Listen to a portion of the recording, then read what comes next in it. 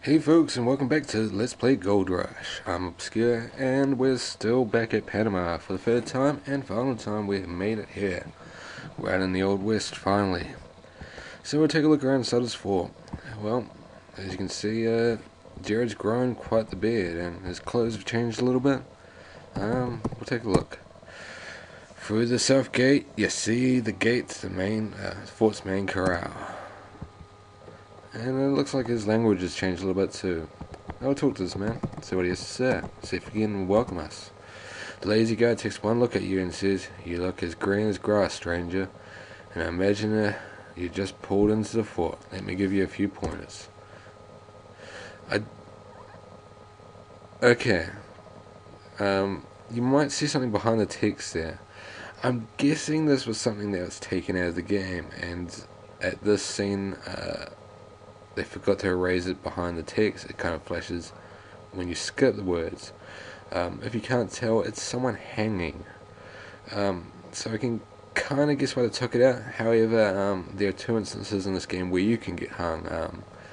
Only one, because this is the cracked version. I do have, of course, the original copy. You can see my unboxing video. The book that came with it contained stories, basically. And when you start the game, it was copy protection. So when you start the game, it should quote word 5 on page 10, paragraph 2, something like that. If you got it wrong, the game arrested you for piracy, so to speak, and you're hung. In this game, the normal game, you can get hung as well, which we might see later on. So, if that's a touchy subject for you, I'll warn you before it happens. Say, look away. But yeah, I really can't skip this one there. I'm guessing this guy in the background, what can I say? I should really ask. You can ask around, see if people are still happy to talk to you. So I wonder if there's any information about what this guy was doing there. But anyway, sorry. Carry on. You're welcome to take a tour of the fort, but there are a few folks still hanging around here. Actually, sorry, there's another way you can get hung as well. Yeah. Most folks have gone through the holes looking for gone to the hills to look for gold. They hurried off and left their belongings unattended, but you ain't gonna find nothing useful. Seems like the only things that any use these days: gold pan, shovel, a lantern, and a trusty mule. And the guy's gone.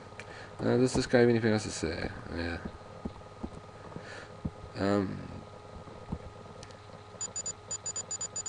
There's a few things we can do here. One is talk to this man. He's quite important. Hang on there, fella. I'll be right there with you. Alright? We'll wait. Oh, hey. Can't you see, man, that I'm busy with one arm paper hanging with an itch? I'm busy, sorry. If you'd excuse me, I'd best be getting back to my work. Hold on there, son. You ain't around from these parts. You ain't from the parts around, say, New York, would you be? Yeah, we are. And you wouldn't be from Brooklyn, would you? Yeah, how did you know?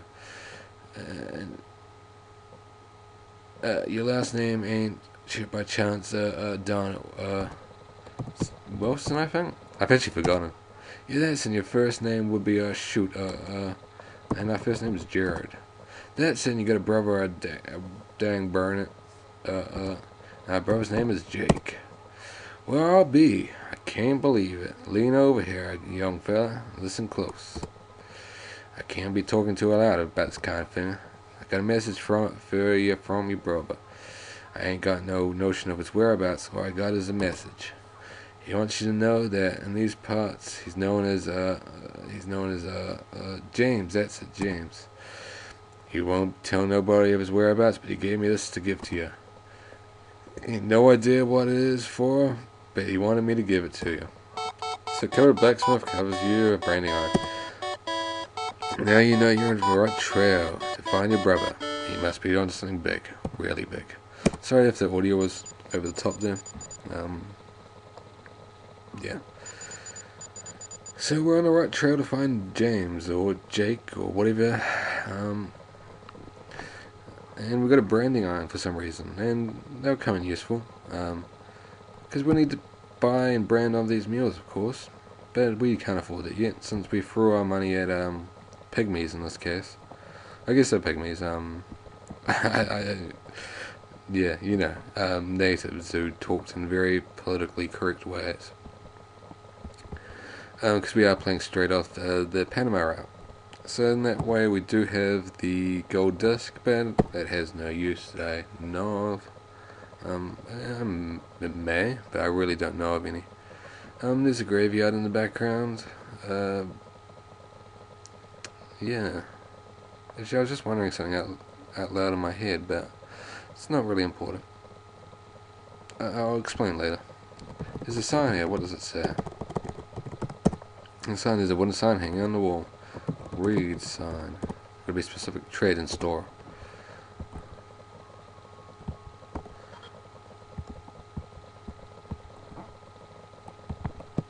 Talk, man. Clerk grins and says, I can tell by the way you talk you're new to these parts. What can I do for you? Oh, we want to buy something. What do we want to buy? We'll buy a pan. Clerk says, looks at the shelves and says, there are few pans left, but I'm not giving them away. You have to give me some gold in one form or another if you want to take anything out of the store.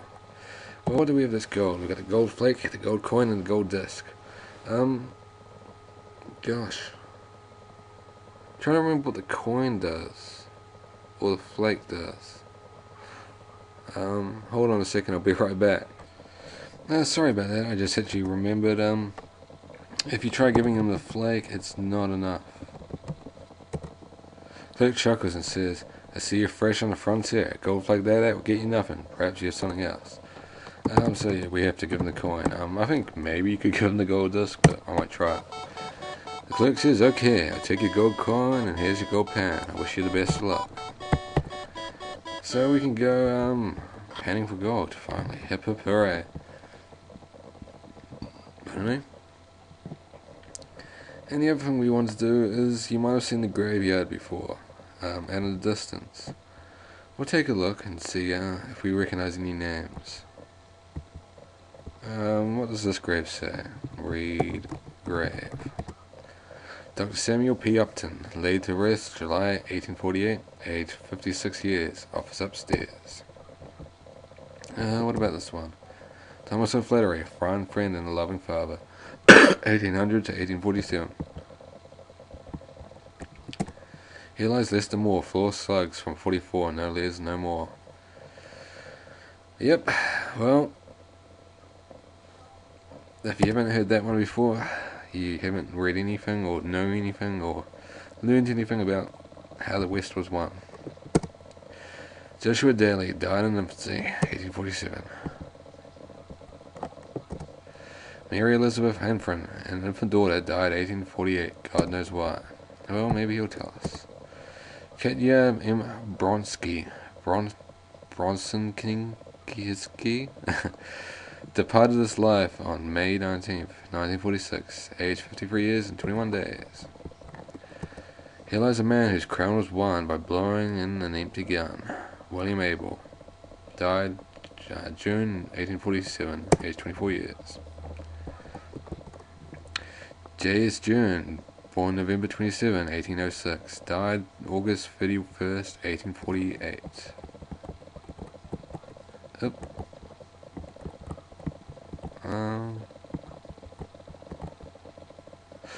Sorry about that. You can't go that far off screen, it appears. Ariel Burdett. He did acts of kindness and charity. It's definitely as some men commit crimes.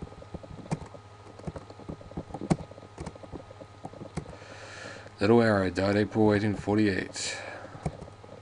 Virginia E. Holden moved to a better place on May 1846, aged 19. So people don't last too long out here. Jose Sanchez, born 1972, 1846. That's a good effort compared to most people here. Anyway, this is the grave we're looking for.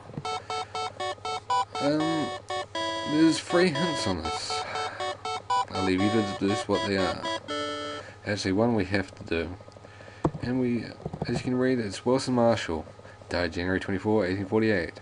More by sons James and Jared. As you see, he's changed his name. A place in our hearts is reserved for you always. Okay, So what we do here is we use envelope, I think it is. Envelope. I use letter on grave. Hold letter over grave. And here we get the fantastic seer interface. Hold envelope over grave. Put letter on grave. There we go. Finally. You must be a genius. Yes, you have to be to figure out how seer interface works and what freaking words it's looking for you to use.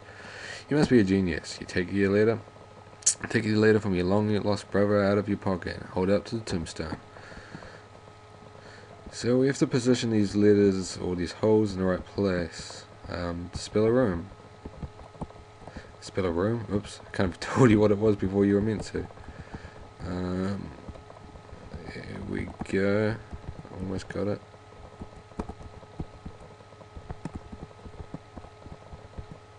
There we go. Hold it right there. Through the holes in the letters, these are the characters R2100M. Do do do do da do da. So this is the information that you need from it. This is the 3 clues. One of them is the cannon at the top. You'll see that later on. Second is Psalm 23. And the third is this letter spelled on the grave, and as well as combined with reserved for you always. And that's your clue there is room 12. So we'll be heading that way soon. But as you saw, Psalm 23 was it? I've already forgotten. And I've been learning about memory and psychology, and that's done me no good, obviously. But I think it's read Psalm 23. So we'll do that. Read the 23rd Psalm and see what happens. Oopsie. Read Psalm 23. Philip.